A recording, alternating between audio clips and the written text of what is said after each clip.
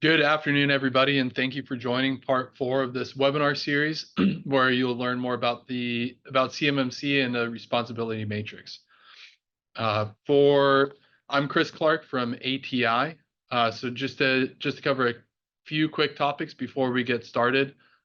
First of all, if you have questions, and we do encourage you to ask questions throughout this webinar, please enter those questions in the Q&A function, either at the bottom or the top of your screen there in Zoom. That Q&A function allows us to be able to save those questions for later, export them, and get answers to you later if we're not able to answer them during the webinar. Also, all attendees are muted, and you'll remain muted throughout this. Just the panelists have the ability to speak. So please just enter your questions in the Q&A. If you have something that's not question related, you can put that in the chat. In a moment here, I'll put a link in the chat to the ATI's website regarding this event, where you can view the materials that are being presented here, and you can view recordings from previous webinars. So without further ado, I'll pass it over to Derek White, who's representing our partner on these webinar series from Quick Track by Beryllium InfoSec. All right, thank you, Chris. Really appreciate the introduction. And for those that have been on the previous webinars, welcome back. For those that are attending for the first time, hopefully you're able to access the previous webinars that we've done. We've done 3 so far, this being number 4. And we did do these in order of topic on purpose because they flow really, really well together. And we're hoping that when this whole series wraps up, that it will be a really good, useful resource tool for everyone to help navigate their CMMC program and the excitement and challenges that come with that. So again, my name is Derek White, Chief Product Officer, co-founder here at Quick Track and Beryllium. Joining me today is going to be Grayson Yergin, Government Relations at Jones Day. Thank you, Grayson, for joining. Lots of background, lots of experience from Grayson. I'll let you guys read through that when you get your copy of the slides. We want to get into this topic right away. So I'm going to kick some things off here, revisit some things a little bit on what's at stake here, and then we'll make sure we get it over to Grayson and then leave time for Q&A. Agenda. So we're going to roll through some things here today that are going to be quite serious, quite important to take notes on and refer back to at a later date. So we're going to start with what responsibility really means. That is a sometimes loose term in this industry, in this space, but more importantly, how that plays into what a shared responsibility matrix, or an SRM, you're going to hear that a lot today, and what that does for you and what that means to you, as that plays into, what sort of contractor exposures come into play now, and then after CMMC is implemented, and what the future looks like, and really kind of then start talking about how external service providers, or ESPs, and shared responsibility matrices play into everything that we're trying to educate and help provide resources for when it comes to your CMMC compliance program. And that comes with some considerations. So some things to be aware of, some things to consider, but we'll drop some of that in here and really then start to get into the fun stuff where Grayson's going to get into government investigations, where they come from, some recent cases of False Claims Act and investigations. And then we'll have some practical takeaways, as always, some resources for you that are free that you can access. That will be live links in the slides at a later date. So when you do have these slides from the website that Chris mentioned, those will be there, and then we'll have some Q&A at the end. So we'll try to get through a lot of this as clear and as fast as possible. So we're going to start with responsibility. So this is a topic that's kind of been mixed within the first 3 webinars, but more so the last one, and then for sure this one and the next one. So we'll talk about that at the end. So the responsibility drives down to the requirements. So many of you have heard, and some people have not, so we're just going to redo some of this a little bit on the facts that matter. So NIST 800-171 is the controls, the requirements that if you are looking to achieve CMMC level 2 as a certification target, that's where you want to bid on contracts, that's the certification you are chasing. Therefore, that means that you will then be handling, storing, or processing controlled unclassified information, CUI. And the requirements within those DFARS clauses that say that point back to NIST standard 171 have to be implemented correctly, etc. Now, where this matters and where this gets into information that sometimes gets misused, but make sure that we're talking about accurate and forward information here, is just covering the basics again. There are 14 control families within NIST standard 171. So they're built on a technical, physical, and administrative requirement side. So this is what is out there. This is the guide. This is the requirements that are laid out for you to implement however you want, using whatever you want, as long as they meet the requirements. Within those 14 control families, there's 110 requirements or controls. You'll see that 3.1.1, 3.1.2 from the access control family. You can go through the whole 110 requirements. That's where everyone, when DFARS 7012 first got rolled out, and some of the stuff we've talked about what matters to your information and your data flows, it used to be 110 things. That's what I have to do. And a lot of people didn't realize that there's actually another document out there. And still to this day, we get a lot of conversations of people who don't know what NIST 800 171A is. And that is an assessment guide for the 110 controls. So thinking about it from what is an assessor, somebody from the outside, a third party, whether it's government led or a C3PAO someday, or someone you hire as a third party readiness assessment, what are they going to be looking at to make sure that my controls and my requirements of NIST 800 171 are in place correctly? So you'll see within this document that we'll have linked at the end, and you can see them on the bottom. For each one of those 110 items, requirements, there are things called assessment objectives. Some have 2, some have 12, some here, this one has 6. There ends up being, that's what an assessor is going to look at, those objectives for that control, and they all have to be in place. And you can see below that, that comes in a couple different forms from the assessor's questions and assessment of you, is examining your documentation, looking through to make sure that things point to where they're supposed to, and talks about how you do it.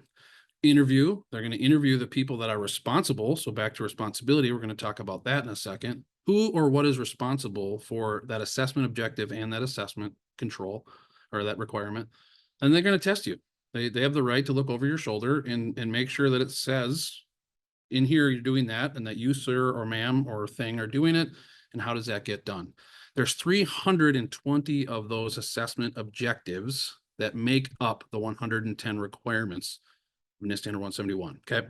Some of that's review for some of you. Some of that's it sounds like a lot, looks like a lot, trying to be very clear here. But if those 320 assessment objectives are not properly in place, you will not pass a CMMC level 2 assessment or a NIST standard 171 government-led assessment by DCMA's DIBCAC team, for example. So very, very important to understand that. You get to do it how you want. And we're going to kind of break down what that means and how that might look to you, because every business is different. Every workflow, every data flow, every system use for this sensitive data is different most of the time. So instead of using a boring spreadsheet that might put everyone to sleep on what a responsibility matrix looks like, I'm using circles here because these are 320 circles. So imagine each one of these circles have to be filled in and assigned to somebody or something that's responsible of those 110 controls. And there's 3 ways to think about this. Your responsibility, you, the organization seeking certification, you'll hear the term OSC a lot, but you, the organization, have responsibility. You can do all of the responsibility if you want to. Most companies don't have the resources of personnel or time and experience or technologies to do this.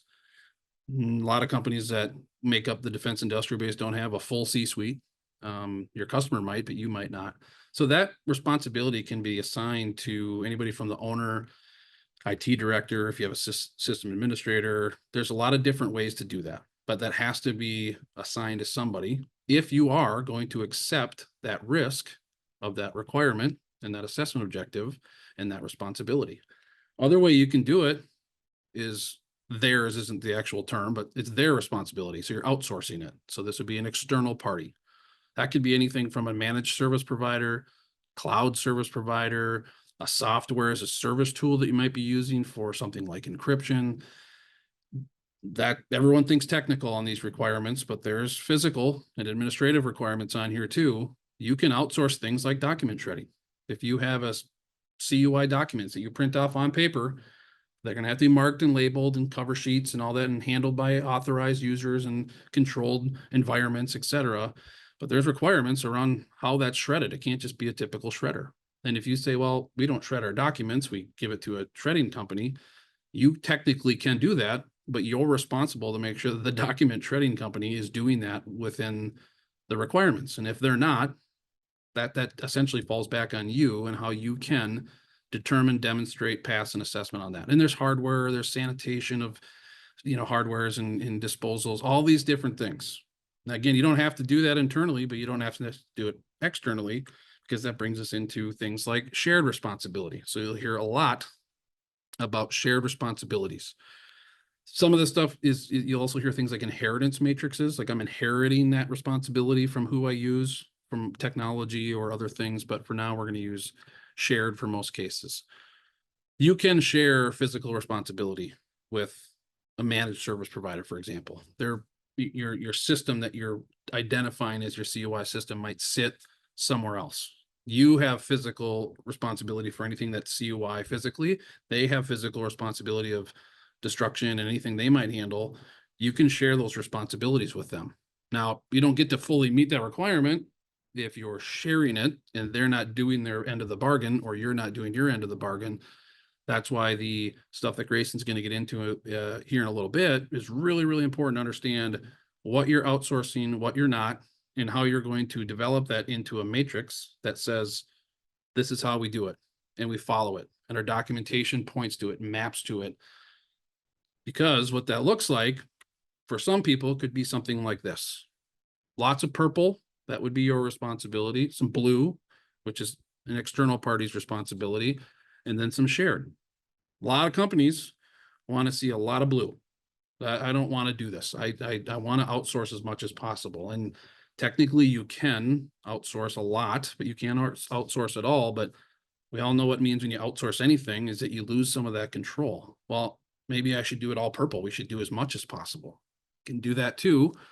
That comes with the risk acceptance, that I'm accepting the risk myself versus outsourcing it, say, to an MSP or some sort of external party. And these can change. You can change your approach. You can change your solution set.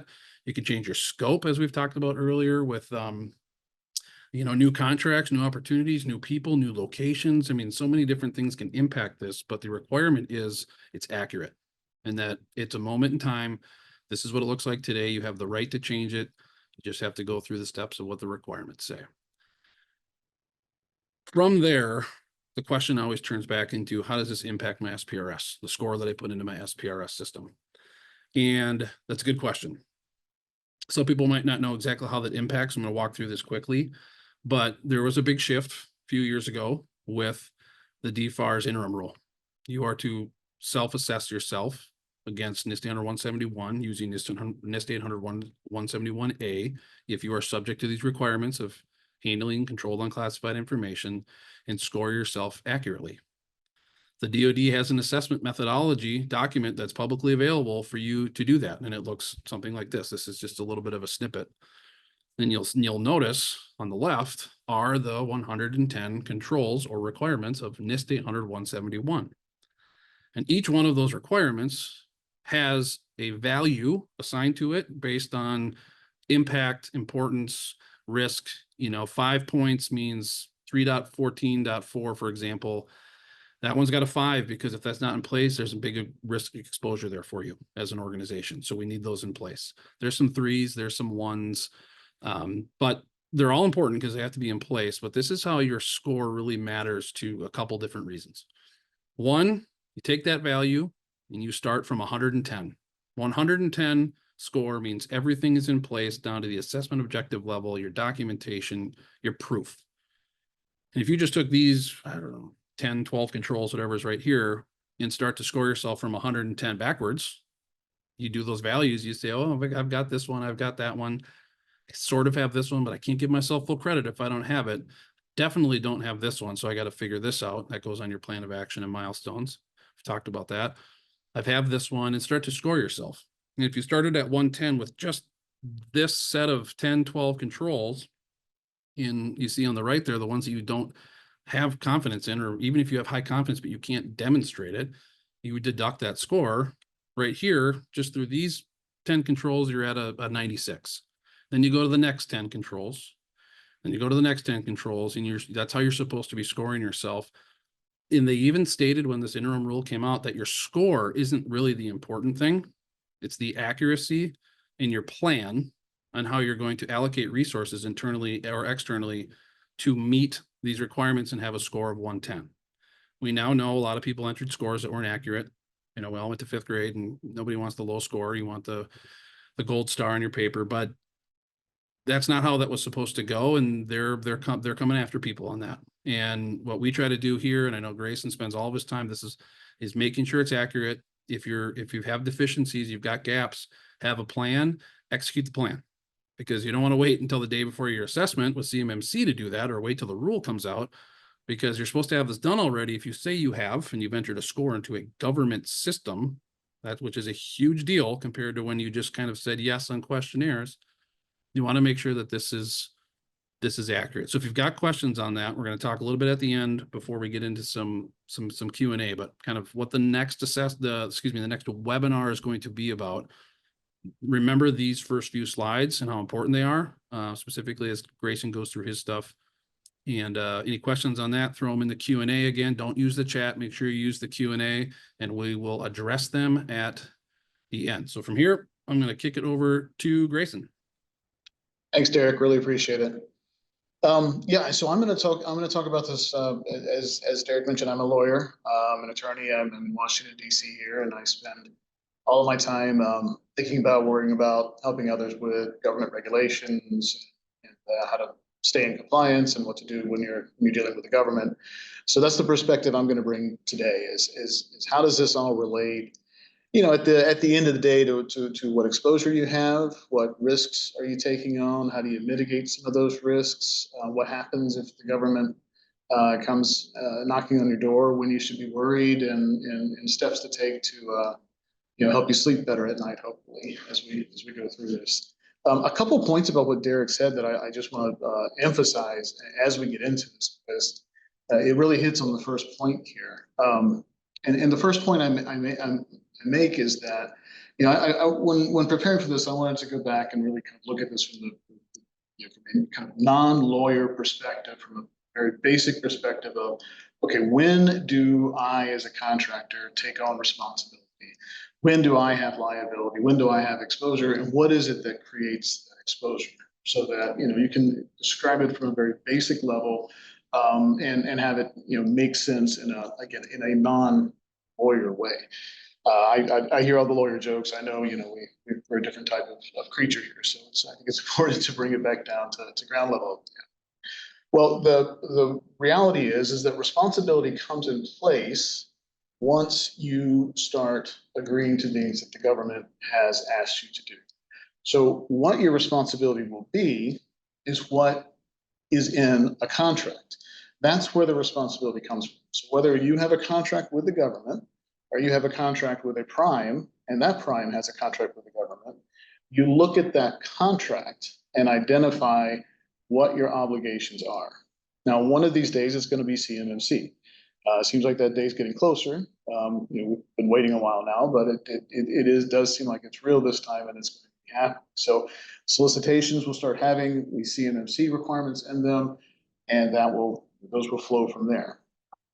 Even right now, though, as Derek was talking about that assessment, there are certain requirements that are in DoD contracts, and some that are in intelligence community contracts or other government contracts as well, that require you to take certain steps concerning cybersecurity.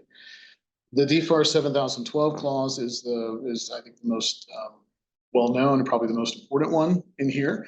That's been around since at least 2017, when they first started requiring implementation of the NIST standards in connection with government contracts. And then the interim rules that Derek talked about, 719, 7020, those are the ones where the government decided, okay, we're going to make, we've said that people have to implement these, Now we're going to make them self-assess and go forward and tell us how they're doing with it. And so that's what those are. But each of these clauses, and sometimes they can be referenced in a way that is a little bit tricky, especially when you have a prime contract. You have to look at sometimes there's a line on your purchase order that says, you know, the following incorporates terms from our standard terms and conditions on our website at XYZ, and you go there, and that's where you actually see these. But once you have these in your contract, either directly or by reference, that's when you have the responsibility to comply with. Can we go to the next part of the slide here, Derek? And so this is really important. This is when a contractor assumes responsibility. They assume responsibility by taking on these obligations of the contract and also by making representations in connection with that contract. So again, when you get a solicitation that has a CMMC requirement in it or any of these provisions in it, and you respond to it saying that you're going to comply, if you get that contract, you're going to be held to those statements.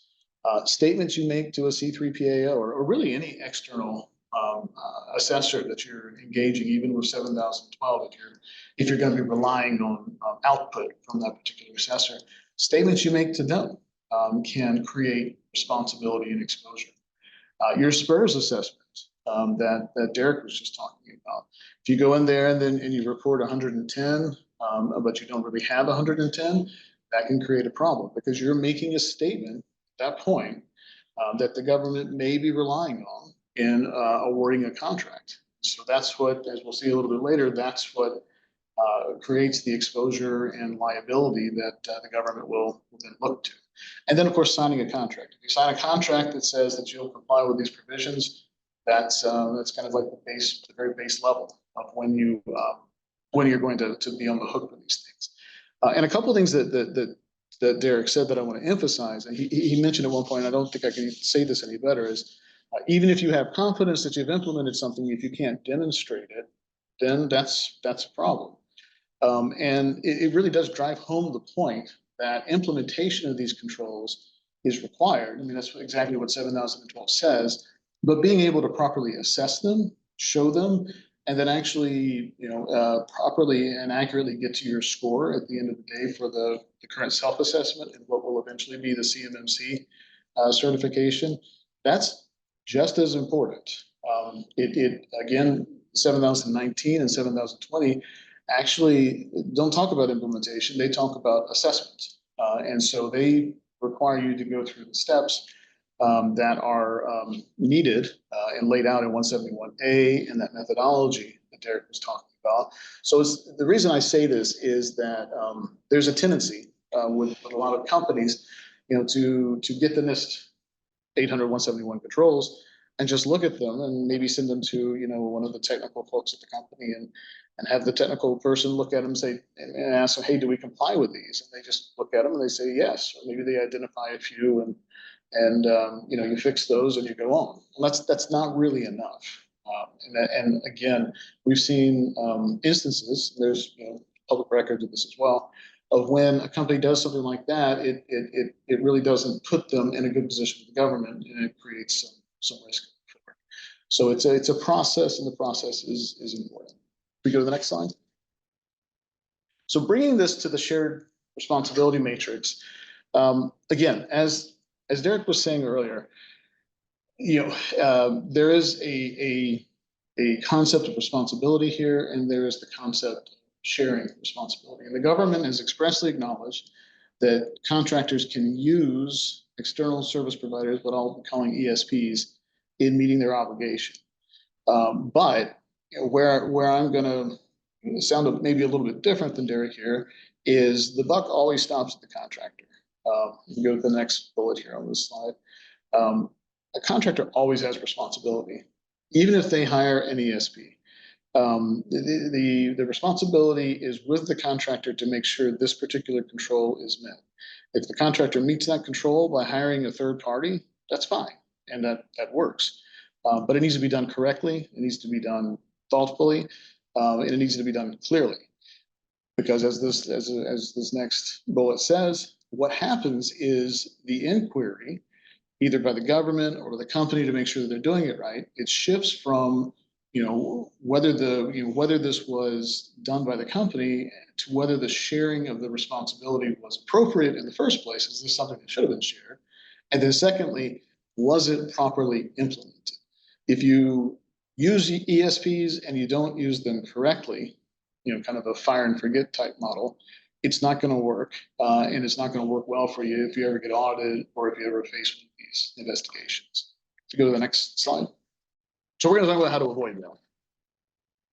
So if you do have an ESP help you out, and you do develop one of these shared responsibility matrices, there are things that there are steps that you should take in the process, and actions that you should undertake to make sure that you are going to be able to show. And these are somewhat common sense, but at the same time, it's important to think through these, and it's important to implement these, and to also be able to show in the shared responsibility matrix and in explaining that matrix how these things are done. So number one, is it appropriate to use an ESP for the purpose? There's some things that it does make sense to use, especially as Derek was saying, for some of the technical aspects and solutions where it just doesn't make sense for a contractor to build it from the ground up. But are you using qualified personnel to work with the ESP on integration? I myself, I'm a lawyer. I was trained to be a lawyer. I work in the tech world, so I understand a lot of this stuff. But you're not going to put me in a position to talk to an ESP about split tunneling or something along those lines. I know the word, I could say it, I know the term, but I'm not going to be the guy that's going to be I shouldn't be the guy that's going to be working with the ESP to make sure that that's in place. You need to have people who know what they're doing, working with people who know what they're doing, which gives us the next one. Was the ESP qualified? This is incredibly important, and we've seen this come up time and time again in different matters we've handled over the years. There are a lot of vendors out there. There are a lot of companies out there, especially in this space. It's a hot space right now. I know I'm preaching to the choir by talking to everybody here, but it is not everybody is created the same. Not everybody has the same qualifications. You really do need to do some homework to make sure that whoever you're going to be using or thinking about using actually knows what they're doing, actually has the correct procedures in place, and can actually do the thing you're asking them to do. That's an important part. And if you end up hiring somebody that can't do it, that can lead to problems down the road, especially if there are red flags along the way that show, hey, maybe you should have kind of caught on that these folks might not know what they're doing. How does the ESP fit into the implementation of 171 as assessed by 171A? Again, this is getting really towards that matrix and being able to show exactly where this ESP fits in. The documents that Derek was showing you at the beginning of this presentation, great visuals of actually seeing the documents in front of you and looking at it.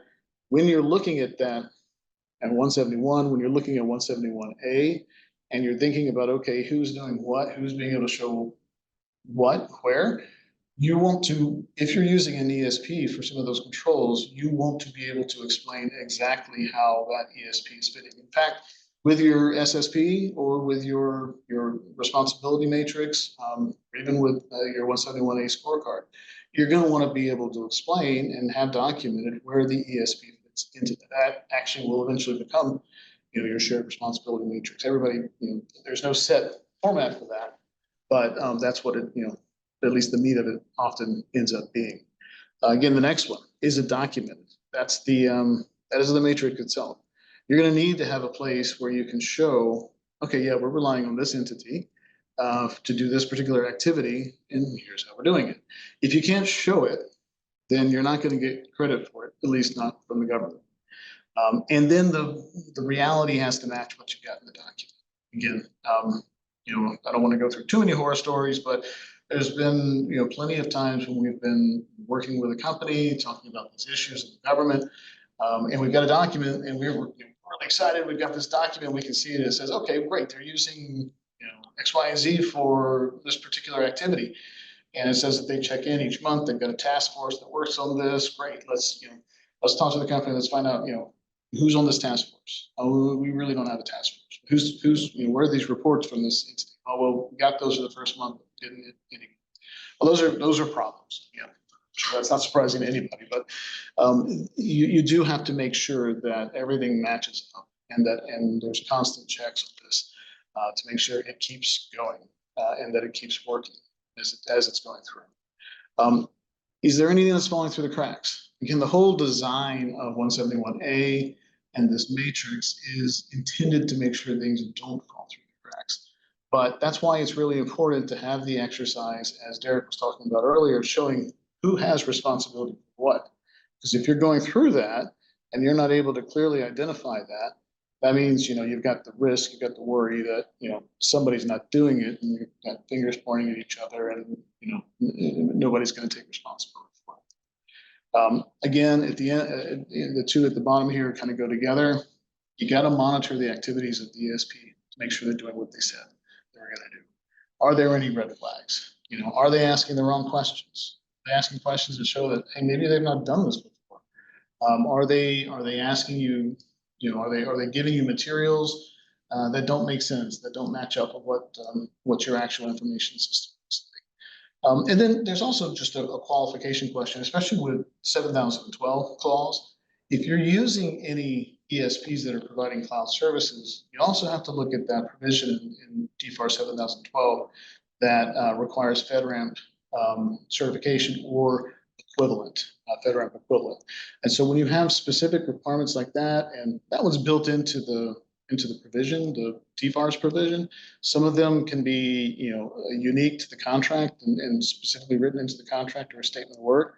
Those you're going to want to follow up on. Make sure that you've got an understanding and that you're able to back it up if anybody ever asks you how those are doing. We go to the next slide. The reason why all this is important is, again, really to make sure that you can sleep at night, to make sure that you have protected yourself as much as possible, because there are government investigations in this area. I mean, this is going to be important even before you get to the enforcement angle that I deal with a lot. It's going to be important for your C3PAO. It's going to be important for getting these approved and through the whole process of any assessors or even just kind of audits that you have internally. Government investigations is where really kind of the rubber meets the road. And these are somewhat new. They're not, they're more common now than they have been in the past, but for a good long while there, it was really a situation where there wasn't much checkup by the government in this area. And if you had an issue with cybersecurity and you went to the government, they viewed you much more kind of as a victim at that point, like if you had a breach or something along those lines. And that still is the case in a lot of ways, especially if it's like a state-sponsored attack or something along those lines. But there's definitely been a shift in government posture.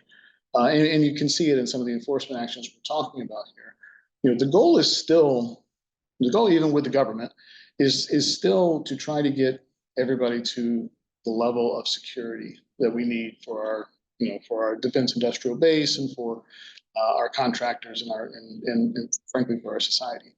At the same time, there are now several instances and examples of the government looking to make sure companies and contractors are doing what it is that they said they're going to do. So they're looking to make sure that the requirements that I just went through, that Derek went through at the beginning, are all actually being met, and people aren't just throwing in that 110 score and then hoping nobody checks underneath. The government is now checking underneath. Go to the next bullet here. So we have these can kind of range in severity and complexity. So you can have a government call you up, government official call you up and ask you a question. You can have a program officer call you up and say, hey, can you tell me about your cybersecurity? Do you meet these standards? Do you meet these controls? You can have audits, DCMA is very big into audits, whether it's through through the old SIPRs audits they were doing at the beginning to the more involved DIBCAC audits that they're doing now. And those are can be pretty tailored and pretty specific to these specific controls and provisions here. And they can also go up to civil investigations, which we're going to focus on in a second. And if facts are bad enough and there's willful wrong activity, they could go criminal as well. And anytime you're making a statement to the government, if you willfully know that it's incorrect and certain other things fall into place, you can always have a criminal investigation. So I'm sure we're going to see some of those as well. You go to the next bullet here. The primary enforcement tool right now for the U.S. government in this area is the Civil False Claims Act, also known as the FCA. And this, the FCA, the government considers this to be a kind of a magic tool for them. And it really is, because it allows them to recover treble damages and penalties based on claims submitted to the government. It can also be the basis of a suspension debarment proposal, which for some companies could be kind of the death penalty. It really is a way, and the standards are civil, so they're not criminal. So the standards the government has to, threshold the government has to meet is actually lower than in a criminal case. So for all those reasons, this is a preferred tool that the government uses whenever there's government contracts and statements being made in connection with government contracts. And that's what we're seeing right now. The FCA imposes liability based on a knowing submission of false claims.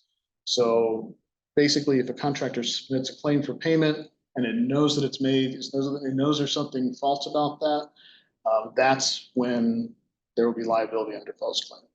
And this oftentimes happens when a contractor seeks payment based on claims that are supported by false statements that the company has made.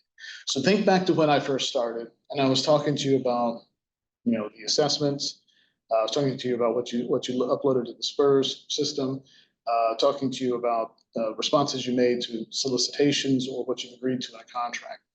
All of those can be used by the government as statements. And if those were incorrect, if you put in a score of 110, and really if you had done your work, you really would have seen you had a score of 20 or something along those lines, then the government can use that to make an allegation that you have submitted a false statement and seek to impose false claim liability on you at that point.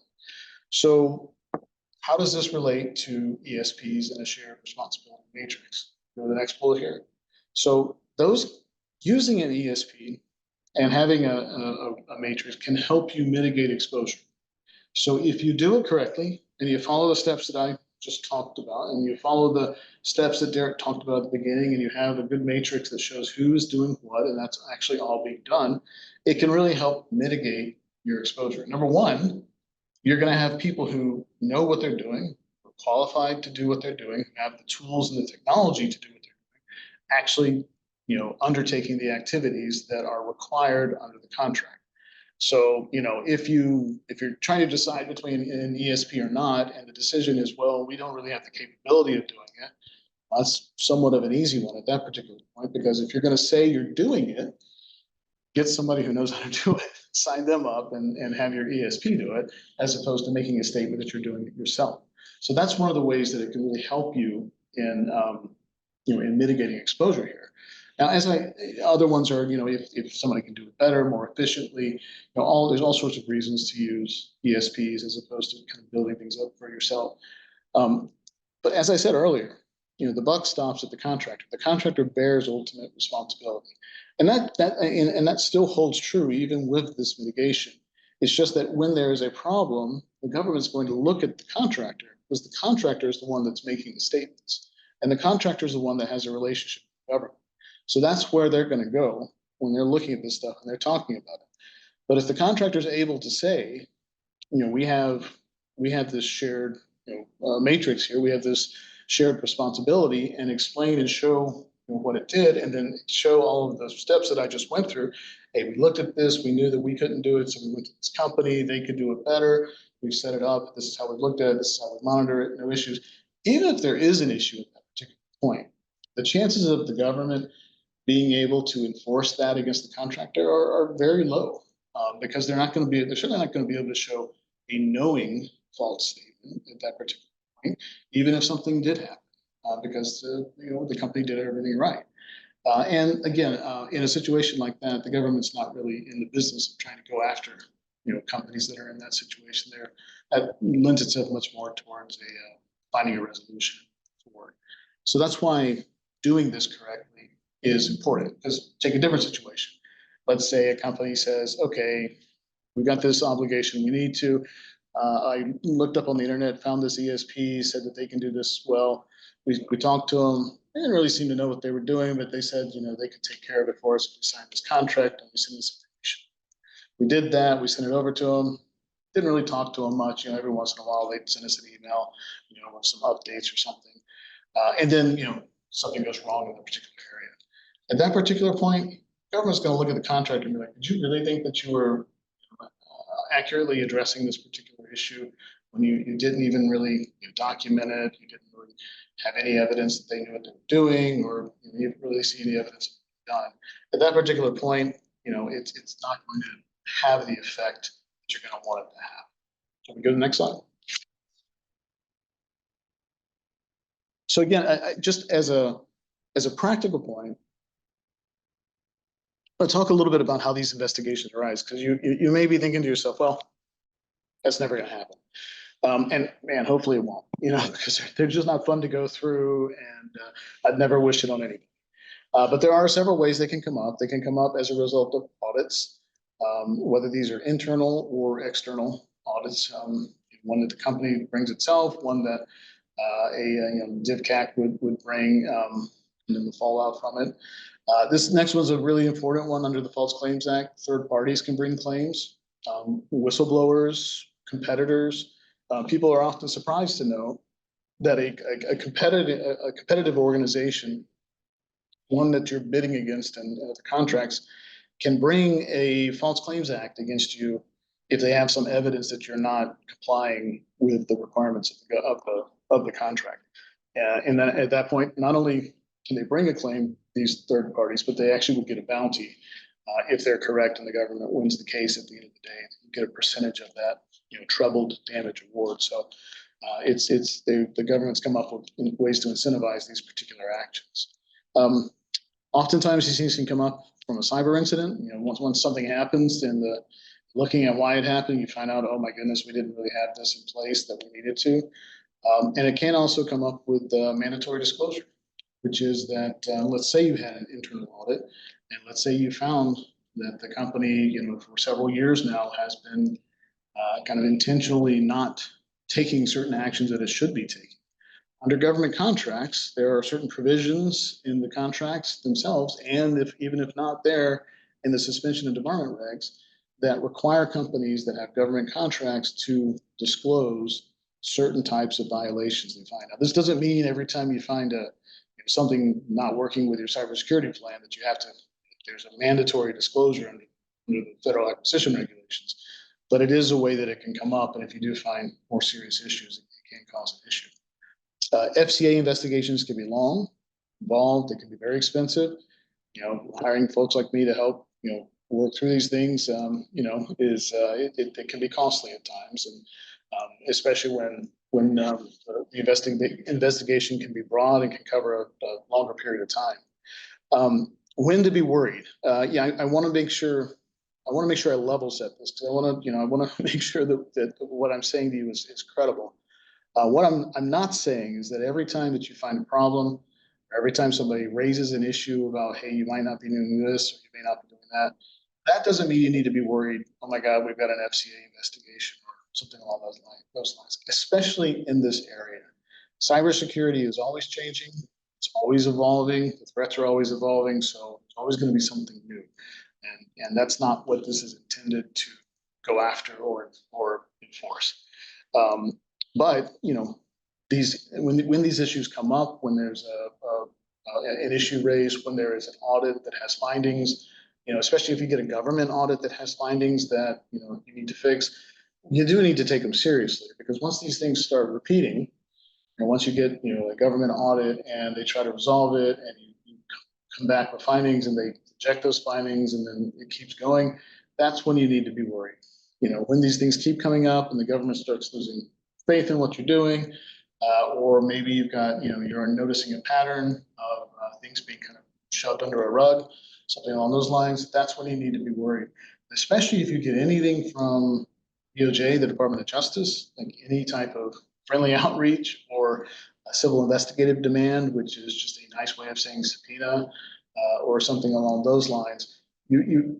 Don't handle those on your own. You really do need to get some help and some advice on those so that you don't, take some steps that you might regret later as you go forward.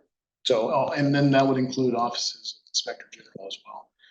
Those are, treat those pretty much similar to the DOJ. On this, the program office, contracting officers, not in the same boat. Oftentimes they're just trying to help you deal with the contract, but those can take a flavor too, where you need to start doing. But really, DOJ, OIG, that's when the radar should go up. Go to the next part here. And the next part. So again, this is not something I'm making up, not something that's theoretical or academic at this point. DOJ has actually made its own initiative here, which means that they have allocated positions and, more importantly, money. You can always tell when the government's serious about something when they actually put money towards it.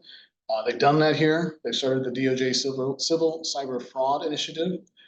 This was announced in late 2021, and it is tailor-made to look at companies and entities that are making representations relating to cybersecurity, or that are handling sensitive government information, or that are otherwise engaged with the government in a security, information security, cybersecurity format, and not living up to their representations.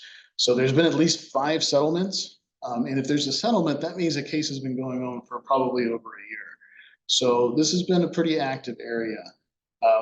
The focus so far, and we've been involved in a couple of these, even on just the 5 here. So I have to be careful about what I say specifically. I don't want to give away any confidential information, but the focus on all of these has been in an entity or a company not meeting the representations that they're making regarding safeguarding sensitive information. There's always a government contract, connection program, some government funding, something along those lines as well. But it's really those representations. What you say you're doing, what you're agreeing to do, that's where you have to be very careful. You have to make sure you get a contract in, you look at it, see what it says you've got to do, make sure you're following through on that. That's where, it's very important to spend extra time and look at it. Go to the next slide. So to wrap this up, at least the parts that I've been talking about here, I think these are the real takeaways that I would recommend. Number one, just what I said, understand your obligations. That's where everything's going to come from. What the government says you need to do, what you say you're going to do. If you say in your SSP you're going to do something, that you've got this procedure in place, you need to do it, or you need to change your SSP. There's more than one way to go about this, but you need to, your representations, your statements, the second item here, you need to make sure you know what you're saying. You need to make sure that what you're saying is completely accurate. ESPs, great way to go, but you want to make sure you do it correctly. Make sure you find out where they're appropriate, where they're not. Implement them when it will help your business. Diligence, make sure that you know who you're hiring. Make sure they're reputable and they're qualified. You don't want to be the person that finds out why an ESP is not qualified. Documentation. I know this can be tedious. Look, I totally understand. I live and I work in documents all the time. But as Derek was saying, if you can't show how you're doing something, you're not going to get credit for it. And if you just document these things, set up a process to make sure you've got it in place and you're able to reach it, produce it, you will save yourself a lot of anxiety and a lot of risk.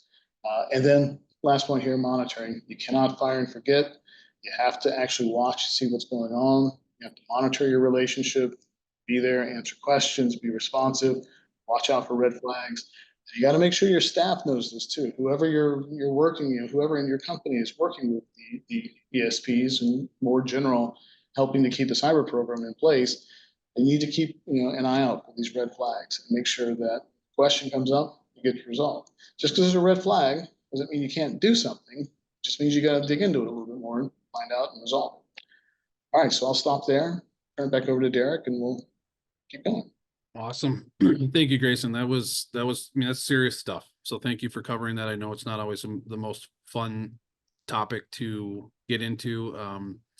One thought there that came to my mind, and just for those watching or listening, the biggest uptick in conversations that we've had, first time conversations we've had this year in 2024, has been people who are new to an organization and they're not sure if they're picking up someone's mess, or if that previous person didn't necessarily get what you were just talking about, that buy-in, that confidence internally, and they left because they didn't want to be the one that gets the finger pointing at. And it's a tough situation because it's hard. Like you said, throw it on one person, throw it on two. It's knowing this stuff, and it's okay. You're right. They don't expect you to be perfect right now. Worst thing you can do is say, well, I assumed that's what we were doing. And case in point is, how many times do we see incident response plans come up as the first question if you're sitting in front of a judge or something and say, what's step one of your incident response plan? Grayson is supposed to do that. Did Grayson do that? No, he didn't. Okay, so that's why you prepare. That's why you do tabletop exercises. Know how to solve the problem, because you're right. This really does come down to, they want you to identify when things go bad. That's what this standard 171 really is all about, is something got triggered, something's off, there's an attack happening, we need to stop it, we need to make sure that we fixed it, improve it, and report it. And it's not always CUI, it's not always a breach, sometimes it's incidents, etc. So thank you for going through that. I know we got a few minutes here left, so I just want to make sure that we talk about what's coming up. So as always, in this whole series, this is an order on purpose, and there's things that you can do before the next one. And then the next webinar that's going to be announced here pretty soon is going to be about what it means to be audit ready. We talked a little bit about that today, but there's a difference between knowing that you're ready and believing that you're ready. And it comes with preparation. It comes with understanding. It's okay if you don't know everything. They don't expect you to know everything, but that's why there's resources on that ATI has done a great job of what we've been pulling together, resources that are available to you. Some of these conversations, Grayson, to your point, can be scary. It's okay to reach out. You're not going to get in trouble by admitting that I'm not sure what's going on, and that's okay. So between now and the next webinar, which will be number 5, is gather all your compliance evidence that you have, regarding this standard 171. If you think you're doing a good job or you're not sure, just start gathering. It's take it all, put it somewhere, so at least you know what you're working with. And if that takes you a long time to gather, that's kind of the first tell that organization needs to happen. You got to get that stuff into some sort of organized method, because an unorganized third-party assessment takes a lot longer, costs a lot more money. So, and they're not going to tell you, yeah, we'll give you a couple hours. They're going to ask you the questions. In fact, C3PAOs who are doing these CMMC assessments in the future will tell you during the pre-assessment phase that you're not ready, and you're going to have to come back to them at a later date. And that's not a good scenario to be in. 2 is this is one of my favorite things. Just pick one control family, one of those 14 control families in NIST 171, and assess yourself against those assessment objectives. Just one. Don't pick all 14. Pick one that you're confident in. Be honest with yourself. That's totally fine if it's not there. And if it takes you a lot longer than you thought for one control family, then that's another sign that you're probably not going to have all of them done, and this isn't going to be a very efficient, affordable, cost-effective third-party assessment someday. So start with one, whether it's access control, which is a lofty one, or maybe something more administratively focused.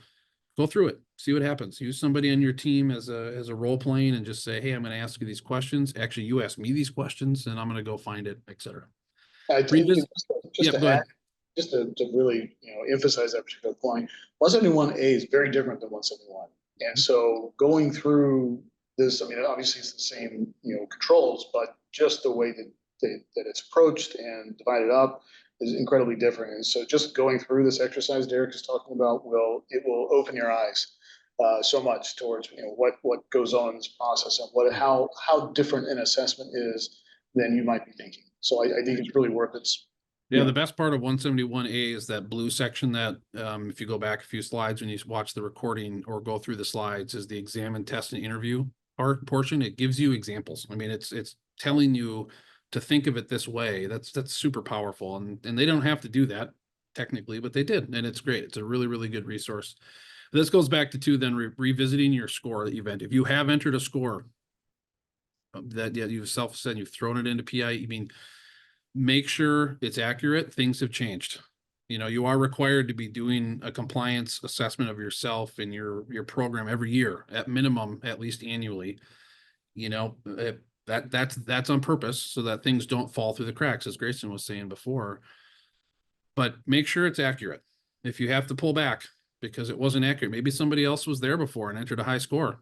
Go in there. Don't be the one that they point fingers at. Assess yourself. Go through these steps before the next webinar and see if anything's changed and if it's accurate. And if it's not, re-enter it. I mean, there's nothing worse than having a score that's not accurate, that's too high. Specifically, if you're accepting these bids and these projects and these awards, you're taking on money that you technically weren't truthful on. That's a scary situation. And lastly, develop and refine your shared responsibility matrix. Go back through your external parties, start thinking through those data flows, the scope, all the stuff we've talked about. Map it back to your system security plan where you've identified the system that you're using to store and process and transmit CUI. So maybe that's an internal system, maybe it's an external system. So you should start to see some correlation between your system security plan and who's doing what. So make sure that that's all up to speed. And then finally, I know I've got a few minutes left here, and I know we knew this wasn't going to be a huge Q&A because there's questions that I think people probably don't want to throw into a chat that they have questions on. So first and foremost, some of the resources we rolled through, you'll have live links to this in the slides. Copy the slides, use these, save these, revisit these. It's important to know there are things you can always point back to if you get stuck on something. Really, really good list of resources here. And then lastly, as always, we are a little tight on time, so we probably won't do a ton of Q&A, but use the email addresses here, cmmc.info@ati.org. Reach out. You can use the Beryllium InfoSec one for us too, and we'll get you in contact with Grayson if it's something that you want to run past him. If it's anything related to this webinar or previous webinars or the one coming up and you've got questions, that's what we're here for. Doesn't cost money to talk to us. We hear all the stories and it's okay. It's just getting people on the right path, thinking about things the right way. And always the QR code will send you right to the website. So you can have all those resources there, past webinars, future webinars, the recording of this one. I have one question, and that might be all we get in here, Grayson, unless you've got one, but this one came in actually before we started. So in the event that you are new and understanding that it's a tough scenario to maybe start to bark up some trees where you're trying to internally motivate, is where this question was coming from. Where would you, with your experience, point people that really have the most hooks in so that when they do approach leadership or they do approach something that, hey, this is what we're going to need to do, it's probably not just go pay for a lawyer, like you said, to come in and answer all the questions on encryption and storage and backups and stuff. But where do you point people first when that conversation comes up as I'm just not sure what to do here, but I don't want to make the wrong step as somebody who's new to the organization? Yeah, I mean, and that's such an important point too, that we see, kind of not happening in organizations where they have a problem. It's gonna be different too, depending on the organization that you're in and how it's structured. But I would suggest getting some time with the in-house counsel, if you have one there, to talk with them about this and make sure that they understand that there can be exposure and there can be liability, and point to the representations the company is making. Call them up on the phone, go in their office, talk to them. You don't necessarily need to send a bomb of an email or anything like that, but bring it up to them, talk to them. You don't have an in-house counsel person, then whoever your contract administrator is.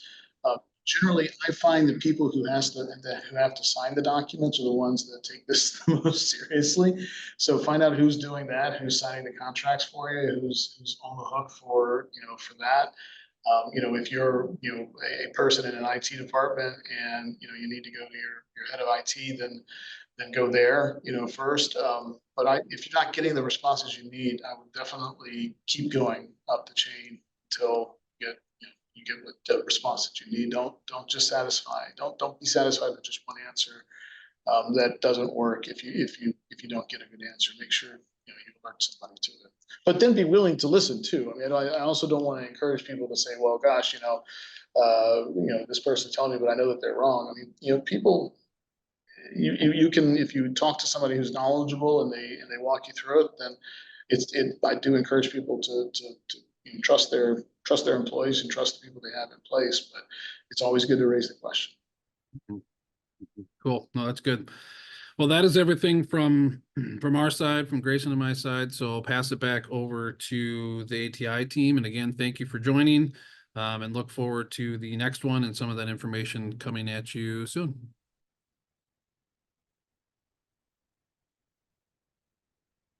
Thank you, Derek and Grayson. I appreciate your time, and I appreciate the time from everyone who participated. We will be getting the recording of this webinar posted on that same website that I linked earlier in the chat. So once again, thank you for joining, and stand by for further word on part 5 of the webinar. Thank you.